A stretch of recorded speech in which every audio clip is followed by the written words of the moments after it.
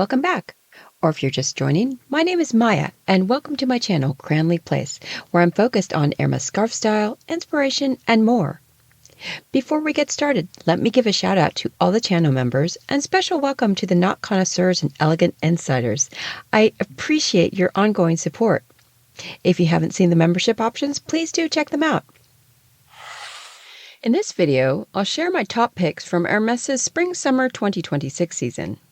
I'll start with the key factors weighing into my wish list and discuss what I look for when considering a scarf. Let's get started.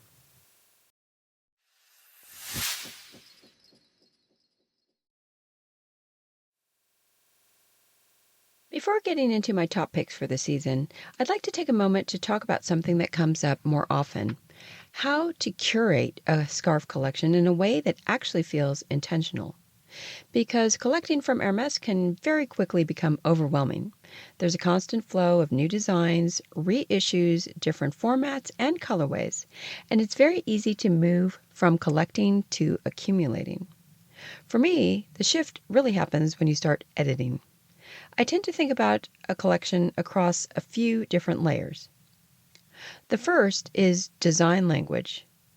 Every Hermès scarf sits somewhere on a spectrum, from very classical equestrian designs to more contemporary, graphic, or narrative pieces. And over time, you may start to notice that you're naturally drawn to certain types. Some collectors lean towards heritage, things like bridles, horses, symmetry. Others prefer more illustrative or modern compositions. Understanding where you sit on that spectrum helps create cohesion, even if your collection is quite varied.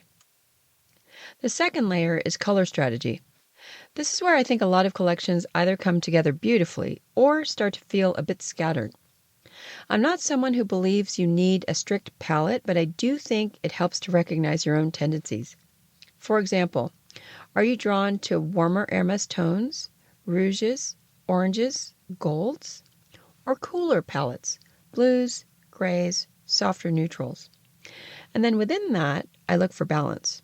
Something high contrast, something more tonal, something that acts almost like a neutral. That mix allows your scarves to integrate more easily into your wardrobe instead of each one feeling like a standalone piece. The third, and maybe most important, is how the scarf wears. Because a design can be beautiful flat, but behave completely different when it's folded, tied, or draped. Some scarves hold their structure and remain legible. Others become more abstract. Some need space to shine, while others work best in smaller formats like a twilly. This is something I've become much more sensitive to over time, choosing pieces not just for how they look, but for how they function. And then finally, there's a more intangible factor: longevity. There are scarves that may feel exciting in the moment, and then there are the ones that you keep reaching for season after season. Those are the pieces I've learned to prioritize. Not necessarily the most obvious choices, but the ones that feel like they'll stay relevant within your personal style over time. So when I look at a new season, I'm not just asking, what do I like? I'm asking what actually belongs in the collection. And from there, it becomes much easier to make thoughtful, edited choices, which is exactly what I'll walk through next. That said, here is my wish list of top scarf picks from Hermès' Spring-Summer 2026 season.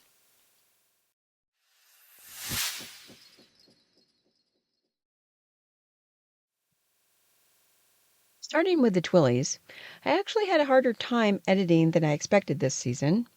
From the Équateur family by Robert Dallet, I'm leaning either towards the Abricot Crème Multicolore or the Crème Vert Multicolore. What I love here is a balance between naturalistic detail and color.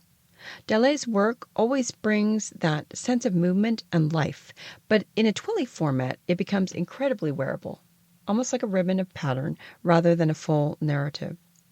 Between the two, the Abricot version feels a bit more luminous, while the green reads more grounded and classic.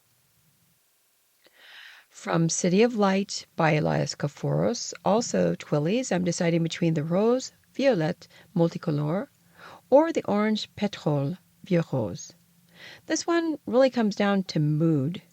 The rose and violet feels more expressive, almost a little whimsical, whereas the orange and pétrole version has more depth and contrast. It reads slightly more sophisticated to me, especially when wrapped close to the face. As far as 90 centimeter carrés, my choice is very clear.